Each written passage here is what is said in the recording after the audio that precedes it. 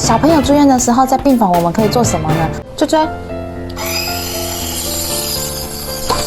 像我女儿现在是支气管有发炎，所以一定会有痰，就是要帮她拍痰。小朋友如果需要吹蒸汽的话，饭前免说他吃饱了，吸完蒸汽之后会刺激他的呼吸道咳嗽，然后就把东西吐出来。吹蒸汽啊，是为了帮助咳嗽的时候痰吸比较好咳出来。如果在家里没有蒸汽的话呢，怎么办？可以试着敷热毛巾。热毛巾因为它也是有热的蒸汽，所以让小朋友这样子吸啊，让他的痰呢比较松一点，比较吸比较会好咳出来。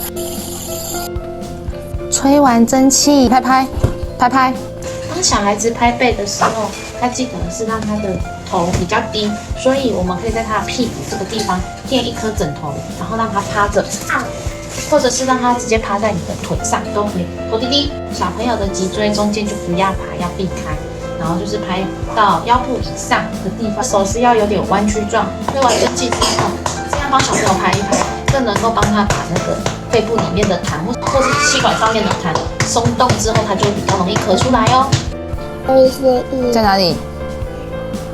可以大。希望你对这个世界爱着。